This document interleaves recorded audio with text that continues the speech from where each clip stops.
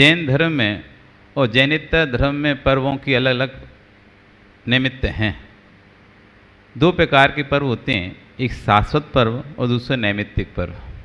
शाश्वत अष्टमी चतुर्दशी जिनको किसी निमित्त की जरूरत नहीं है, अष्टान का महापर्व, 10 लक्षण महापर्व, इन्हें किसी निमित्त की जरूरत नहीं है। ये प्रति वर्ष इस काल में भी हैं, आगे की काल में भी होंगे और पीछे के काल में भी थे। इस शाश्वत पर्व हैं। लेकिन रक्षाबंधन हुआ, दीपावली हुआ, ये निमित्तिक पर्व है। ये किसी निमित्त के कारण से हो रहा है। इस काल में, चौथे काल में 5 मुनियों पर उत्सर्ग हुआ था। इस उत्सव को दूर के कारण से ये रक्षाबंधन पर्व हुआ। भगवान महावीर स्वामी का निर्माण कार्तिक अमावस्या को हुआ, इसलिए उस दिन कार्तिक की अमावस्या को दीपावली का कार्यक्रम हम करते हैं, दीपावली मनाते हैं। तो ये निमित्त पर है। महावीर जयंती, भगवान महावीर स्वामी का जन्म हुआ इसलिए महावीर जयंती। आदिनाथ भगवान का जन्म हुआ तो आदिनाथ जयंती। ये सब निमित्तिक पर्व हैं। तो जो रक्षाबंधन पर्व है, जैन धर्म में इसका महत्व है रक्षा से। धर्म की रक्षा कौन करेगा? धर्म की रक्षा कौन करेगा? साधु का श्रावक। धर्म की रक्षा कौन करेगा? साधु का श्रावक। कोई कहे साधु नहीं, साधु धर्म की रक्षा नहीं कर पाएगा, क्योंकि साधुओं को तो पूर्ण रूप से त्याग है, किसी की रक्षा करने का ही त्याग है उनका। तो चारों प्रकार की हिंसा का उनका जब त्याग हो गया है, तो ना तो वो किस धर्म के कोई विरोध कर रहा हो तो उसको विरोध भी नहीं कर पाएंगे वो, क्योंकि उनको विरोधी हिंसा का भी त्याग है। कोई धर्म पर उनके ऊपर भी कोई लाठी मार रहा हो तो उस लाठी को भी नहीं पकड़ेंगे, क्योंकि उनका तो विरोध करने का ही त्याग है। तो वो तो रक्षा कर ही नहीं सकते।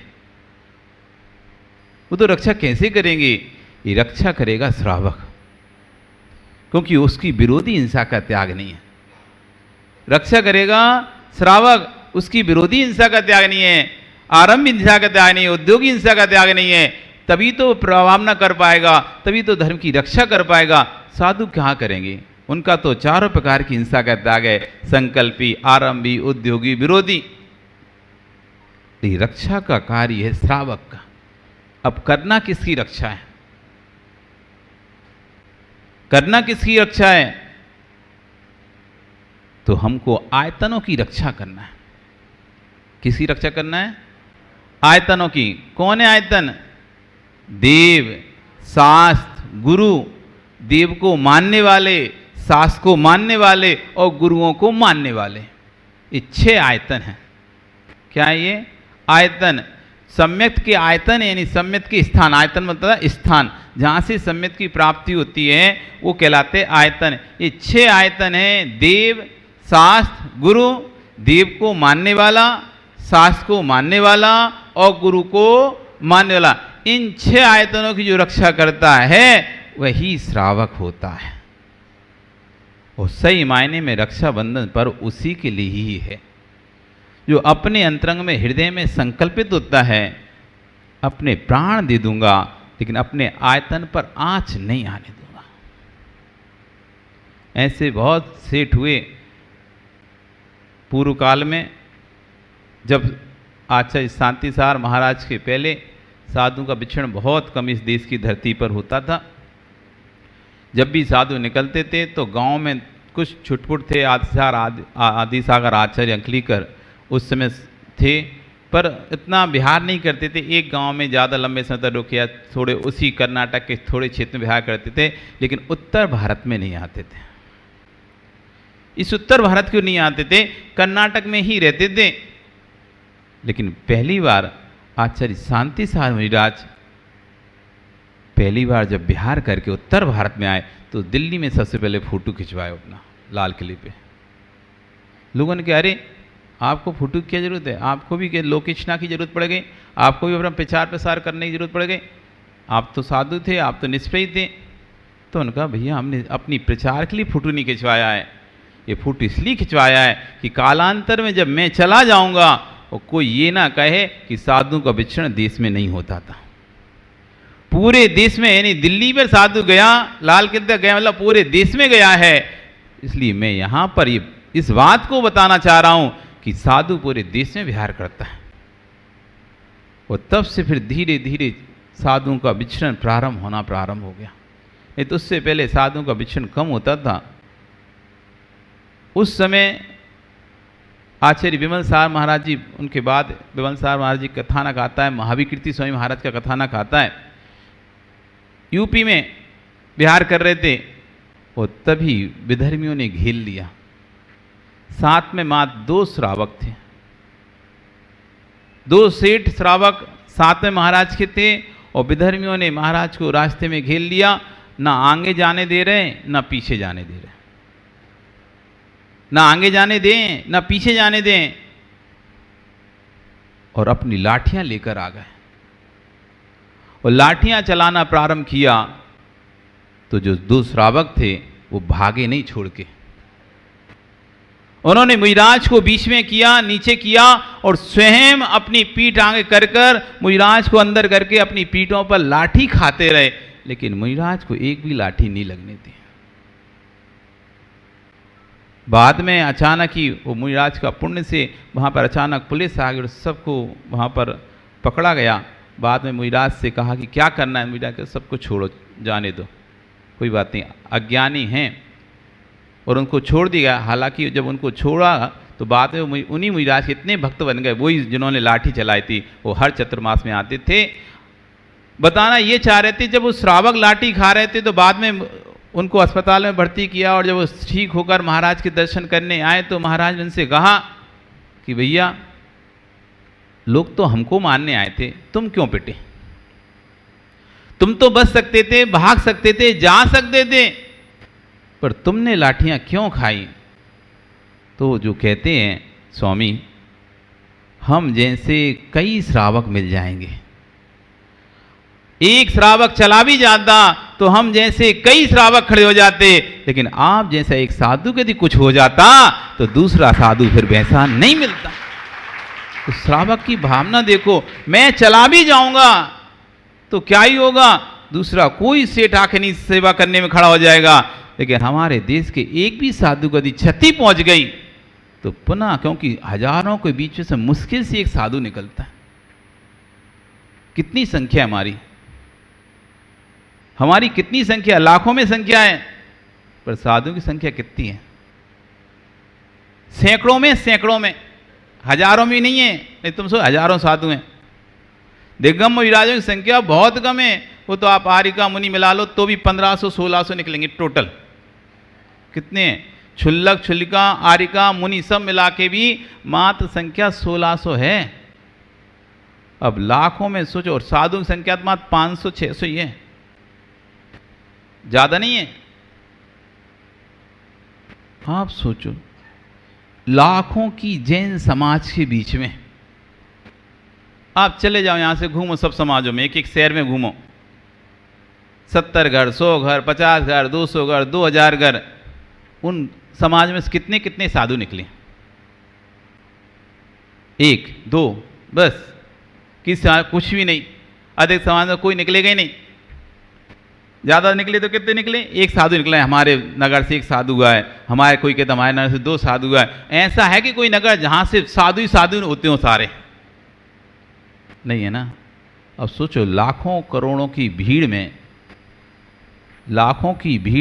मात्र 500 साधु, तो कितने कीमती है एक एक साधु, कितनी मेहनत से निकलता है। ये चाय का क्षेत्र है ना, एक चाय ऐसी भी बनती है जिसकी कीमत लाखों में होती है। आप सोचते हो आप क्या पीते हो? आप तो सब 3rd क्लास का माल पीते हो। चाय पीते भी हो ना तो वो सब बेकार वाला पीते हो। राजेश, इनको तुम अच्छा वाला नहीं पिलाते, 3rd क्लास वाली पिलाते हो। सिलीगुड़ी हम गए तो एक चाय के गोडाउन में रुके तो उस भैया ने कहा, महाराज जी ये चाय 2 लाख रुपए किलो है। 2 लाख रुपए किलो कौन पीता है? अरे भारत में नहीं, भारत में कौन पिएगा? ये सब विदेशों में जाती है। कहाँ जाती हैं? विदेशों। जो सबसे पहली पत्ती होती है, जो सबसे छोटी और जब सबसे न्यू पत्ती होती है, वो पत्ती की चाय है। ये बहुत कम निकलती है, मतलब लाखों कुंडलों उसमें जब जाके 1, 2, 4 किलो, 5, 10 किलो ऐसा निकलता है, बहुत कम, इसलिए इसकी कीमत बहुत महंगी है। तो महंगी महंगी चीज होती है। तो ऐसी साधु लाखों में एक साधु निकलता है। लाखों में हजारों में एक साधु निकलता है, उस साधु की कीमत समझो आप। हम जिन चीजों की कल्पना नहीं कर पाते वो वैसा जीवन जीते हैं। हम जिस जीवन की कल्पना नहीं कर पाते, आज चले जाओ तुम सभी साधुओं का सम्मेलन करा लो, आप सर्व साधु सम्मेलन करा लो, होता ही है जगह जगह सर्व धर्म सम्मेलन, उसमें सब साधु आते हैं। बैतूल में हमारा चतुर्मास चल रहा है, तब सर्व धर्म सम्मेलन हुआ, सारे साधु आए, हम भी वहाँ पर पहुँचे। जैसे ही हम पहुँचे, जितने साधु वहाँ बैठे थे, जितने हिंदू मुस्लिम सिख ईसाई के पारसी बौद्ध जितने प्रकार के वहाँ पर धर्म हो सकते थे, वे सारे धर्म के साधु पहुँचे थे। और जैसे ही हम स्टेज पे पहुँचे, वो सारे लोग खड़े हो गए। अपने जैन समाज के श्रावक तो डर रहे थे, पता नहीं नग्न साधु हैं, इन्हें देखकर क्या ही रिएक्शन करेंगे। लेकिन उनके में पुरुष महिला जो भी साध्वी साधु सब थे, सब खड़े होकर प्रणाम करने लगे। जैन समाज के सभी लोग आश्चर्यचकित थे। जब वो जा रहे थे तो उनसे कहते, महाराज जी आप ऐसा जयकारा बोलना जो सबकी, जैसे राम की जय बोलना, आप तो महावीर की जय नहीं बोलना। पागल हो तुम इनके, हम जब महावीर के अनुयायी हैं तो महावीर की जय क्यों नहीं बोलेंगे, हम तो महावीर की ही जय बोलेंगे। वो लोग डर रहे थे, लेकिन जैसे हम पहुंचे सभी खड़े हो गए और खड़े होकर सबने हमारा अभिवादन किया और हमको उच्चासन पर बैठाला। तो वो भले अपने धर्म को बड़ा कहते हैं, अपने आप को बड़ा कहते हों, लेकिन फिर भी उनको भी अंदर से पता है हमारी चर्या कुछ भी नहीं है। जो दिगंबर मुनि की चर्या है, उसके आगे हम लोगों की चर्या किंचित भी नहीं है। वे सब ऐसे भीषण गर्मी में सामने पानी डुकुर डुकुर पी रहे थे, लेकिन हमारी तरफ देख रहे थे, ये तो ऐसे ही बैठे हैं, ना कोई भोजन ना कोई पानी। हर व्यक्ति को अपनी पता रहता है हम कितने पानी में हैं। दूसरे को ना पता हो, उनके धर्म के श्रावक उनको भले बहुत बड़ा मान रहे हो, बहुत साधु तपस्वी मान रहे, लेकिन उनको पता था कि हम तो 24 घंटे गुटुर गुटुर पानी पी रहे हैं, खाना खा ही रहे हैं, भोगों को भोग ही रहे हैं। लेकिन दिगंबर साधु दिन में एक बार, कितने दिन में, दिन में एक बार भोजन करते हैं और उसी समय पानी पीते हैं। अभी 11 बज जाए तुम्हारा चेहरा देखना कैसे मुरझा जाएगा। ऐसा लगेगा कहाँ पानी मिल जाए, थोड़ा सा खाना मिल जाए, और दिन भर ना दें और दिन भर तुमसे पूजन और ये करवाएं, तुम्हारे मुंह में जब खिला के आवाज़ नहीं निकल रही है, इतना खिलाते हैं तो आवाज़ नहीं निकलती है, तो बिना खिलाए तुम्हारी आवाज़ क्या ही निकलेगी। फिर भी देखो, दिगंबर साधु दिन में एक बार भोजन करते हैं, एक बार पानी पीते हैं, लेकिन पूरे दिन चुस्त चंदुरुस्त रहते हैं। अगले दिन तक चाहे उपवास भी कर लें, तब इनकी एनर्जी शक्ति कम नहीं होती। इस आप क्या, अनजैनेतर साधु भी जानता है। बस ईर्ष्या रहती है, ईर्ष्या रहती है, हमें अपनी माल बेचना होता है, इसलिए हम दूसरे की माल की प्रशंसा नहीं कर पाते। हमें गाने वाले को, शैलेश कोई यदि संगीतकार आए, भले तुम्हें पसंद आए नहीं आए वो बात की बात है, लेकिन यदि वो अच्छा गाए तो अंदर तो आएगा, गाता तो अच्छा है। अब मान लो कोई तू में तो वही बात हो गई, तो तुम भले नहीं उसको कर रहे, लेकिन फिर भी नहीं भी कर रहे, किसी को भले ना भी बोल रहे वो अच्छा गा रहा है, लेकिन अंदर से तो तुम फील कर रहे हो ना कि अच्छा गाता है। तो हर व्यक्ति को पता है कि दिगंबर साधु की चर्या, दिगंबर साधु का जो चारित्र है वो सर्वश्रेष्ठ है। चारों मंत्री कल कथा सुन रहे थे नवन, विष्णु कुमार महाविराज की कथा चल रही है। अवंती देश उज्जैनी नगरी 700 साधु उद्यान में प्रवेश करे, अपना धर्म ध्यान स्वाध्याय कर रहे हैं।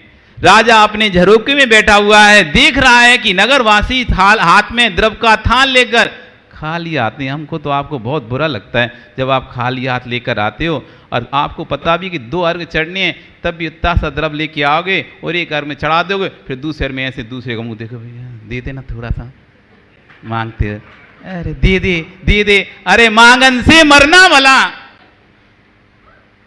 क्या मांगते हो यार? मांगा भी तो क्या मांगा? 4 चावल। अरे अपने हाथ में इतने चावल लेके आते कि मांगना ना पड़े, दूसरे को और दे देते। पर ऐसे मांगते हो भिखारियों से भी ज्यादा बदतर, दे दे। चाल चा, वो भी बेचारा वो भी देता, अच्छा मांग रहा है तो वही गिनती के 4-6 देता तुम्हारे हाथ में, ले ले ले।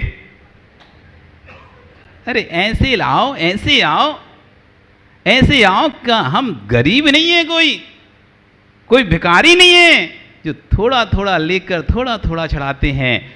हम भगवान के भक्त हैं, ऊपर वाले ने भरपूर दिया है।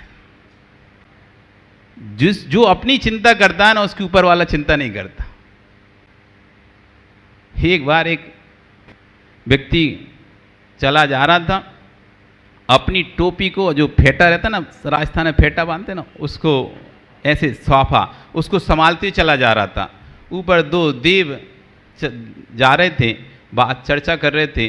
तो एक देव कहता है, देखो ये अपना फेटे को कितना संभाल के लेके चल रहा है, अपन को इसकी मदद करना चाहिए। नहीं, दूसरा देव कहता नहीं करना। और एक जो था वो जा रहा था, पर उसका फेटा ऐसा फैला हुआ चला जा रहा था। वो तो भगवान का नाम लिए, उसको ध्यान ही नहीं था कि फेटा खुल गया, क्या हो गया। वो तो अपना चला जा रहा है, वो भगवान का नाम लिए। तो वो कहता है चलो इसकी मदद करते हैं। अरे तो कहता है, अरे जो अपने फेटे का ही ध्यान नहीं रहा, उसकी क्या मदद रखना। अरे जो भगवान का ध्यान कर रहा है उसका ध्यान अपन रखते हैं, जो अपना ध्यान खुद ही रख रहा है उसको अपन रखने की क्या जरूरत है। ऐसे ही जो भगवान की भक्ति में अपना दिल खोल देता है, उसके लिए स्वर्ग के देव भी अपना खजाना खोल देते हैं। हमारे भगवान नहीं देते, लेकिन विश्वास रखना, यदि आप इनकी भक्ति करते हो तो इनके आराध्य देव आपसे जरूर प्रसन्न हो सकते हैं। आगम वचन है, बेंतर देव इस मध्यलोक में रहते हैं। बेंतर देव इस मध्यलोक में रहते हैं, और बेंतर देवों में सम्यक दृष्टि और मिथ्या दृष्टि दोनों प्रकार के देव होते हैं। जो सम्यक दृष्टि देव होते हैं वो सम्यक के आयतनों के चारों तरफ अपना निवास बनाकर रखते हैं, और भगवान की जहाँ जहाँ चैत्यालय होते हैं, जहाँ जहाँ बिंब होते हैं, उन बिंबों के दर्शन करते रहते हैं। आपकी भक्ति देखकर, जैसे कोई यदि हमारी बहुत अच्छी भक्ति करे, आप सामान्य व्यक्ति हैं और कोई बाहर से आके कोई हमारी भक्ति करे खूब अच्छी, तो आप उससे पूछोगे नहीं पूछोगे क्या? आप फिर उसका ध्यान रखोगे नहीं रखोगे? अरे जिनको हम मानते हैं गुरु, और ये भी उन्हीं की भक्ति कर रहा है, मतलब ये हमारा साधर्मी हुआ।